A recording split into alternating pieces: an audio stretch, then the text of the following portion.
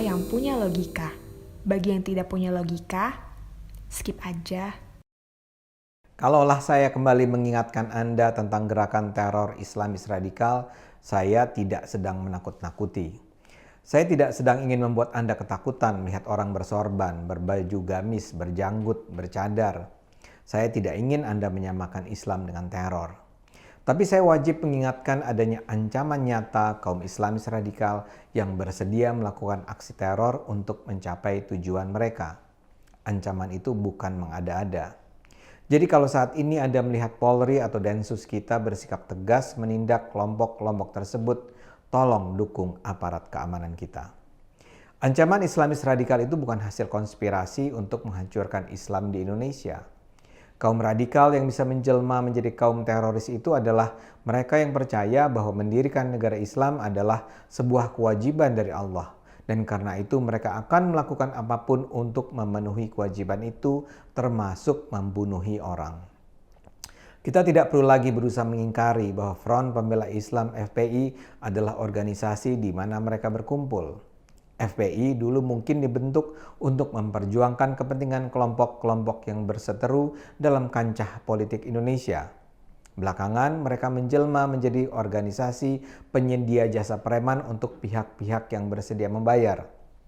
Tapi segenap perkembangan politik yang terjadi terutama sejak pemerintahan Jokowi menyebabkan mereka menjelma menjadi kelompok ekstrim yang berkomitmen untuk menumbangkan pemerintahan yang sah. Mulai terkuak fakta bahwa salah satu orang yang paling berperan memimpin dan mengarahkan FPI menjadi organisasi radikal dan bahkan ekstrim adalah Munarman. Tidak semua anggota FPI happy dengan manuver Munarman. Tapi kepercayaan yang diberikan kepada Munarman telah sedemikian besar selama beberapa tahun terakhir ini sehingga ia sekarang bisa disebut sebagai orang nomor satu yang menentukan arah perjuangan FPI. Salah satu yang sudah sukses dilakukannya adalah mengumpulkan orang-orang yang berkomitmen untuk terlibat dalam proyek-proyek kekerasan FPI. Hampir tidak mungkin Munarman beroperasi sendiri, tapi kita tidak tahu persis juga siapa yang berada di belakang Munarman. Yang pasti dia menempati posisi sentral dalam jaringan kekerasan dan teror yang terjadi. Dan yang menakutkan, para pelaku yang menjadi bagian dari jaringan kekerasan ini mungkin sekali berada di sekitar kita. Cerita-cerita tentang anggota jaringan teroris yang terbongkar menunjukkan mereka ada di mana-mana. Kita sebut saja contoh Hussein Hasni yang ditangkap Densus 88 di Jalan Raya Condet, Jakarta Timur akhir Maret lalu. Dia pernah menjadi wakil ketua bidang jihad FPI. Penampilan kesehariannya sih biasa saja. Dia adalah juragan tanah atau juragan ruko yang disewakan kepada para pelaku usaha di sekitar rumahnya. Ia kaya raya dan punya tanah sangat luas. Ia memang dikenal tertutup dan hampir tak pernah beraktivitas bersama warga sekitar, tapi tidak ada yang menyangka ia terlibat dalam jaringan teror. Saat penggerbekan, polisi menemukan kartu anggota FPI. Dia juga memiliki seragam berwarna hijau bertuliskan FPI, buku berjudul Amar Ma'ruf Nahi Mungkar, poster Rizik Syihab, kalender, serta kaos yang berkaitan dengan reuni alumni 212. Orang seperti Husni ini ternyata punya peran penting dalam FPI dan rencana aksi teror yang untungnya berhasil digagalkan. Sebagian besar anggota jaringan teroris yang ditangkap polisi di beberapa lokasi ternyata memang direkrut Hussein di markas FPI Petamburan. Menurut hasil penelusuran, mereka berencana meledakkan beberapa sasaran objek vital seperti SPBU di wilayah Lenteng Agung, pipa gas di daerah Bogor, industri milik Cina, dan pabrik aqua di Sukabumi. Kelompok ini juga menargetkan perusahaan dan industri Cina karena mereka beranggapan bahwa negara Indonesia sudah dikuasai oleh komunis Cina. FPI sendiri memang berkeras membantah bahwa Hussein adalah anggota FPI. Munarman menyebut mereka sebagai oknum.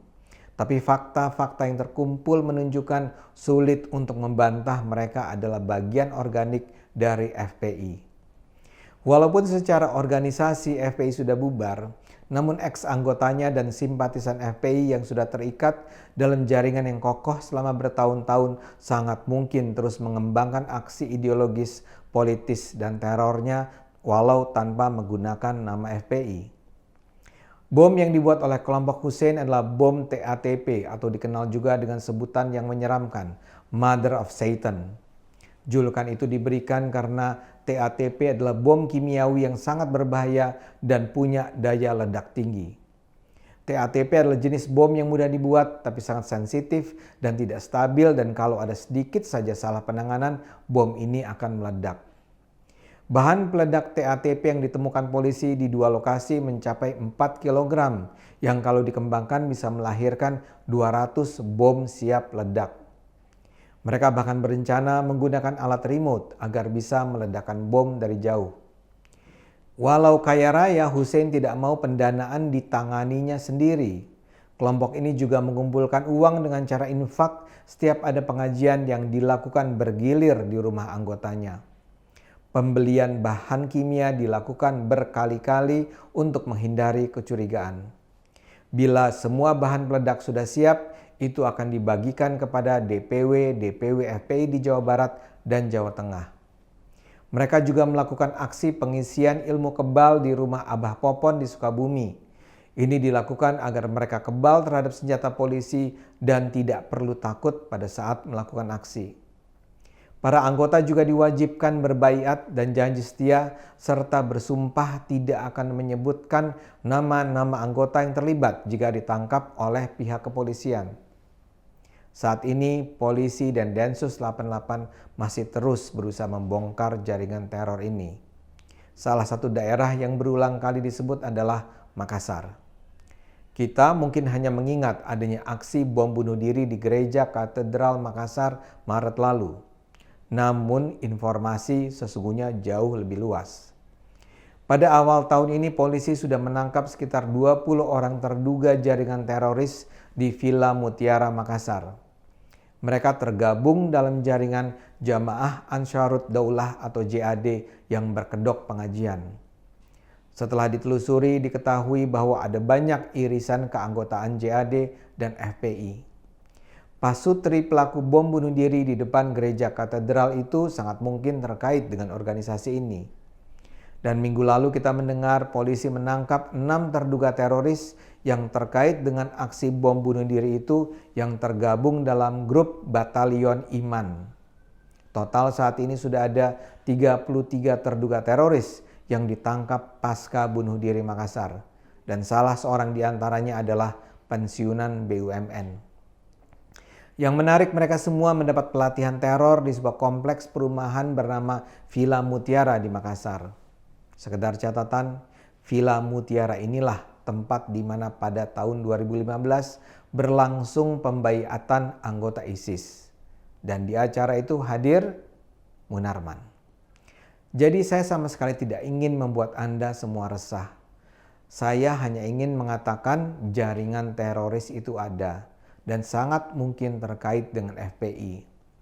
Yang bisa kita lakukan adalah bersikap tenang dan terus dukung aksi polisi, Densus, BIN, TNI membongkar dan menghancurkan jaringan teror Islamis radikal ini. Mari kita terus bersatu, mari terus gunakan akal sehat, karena hanya dengan akal sehat bangsa ini akan selamat.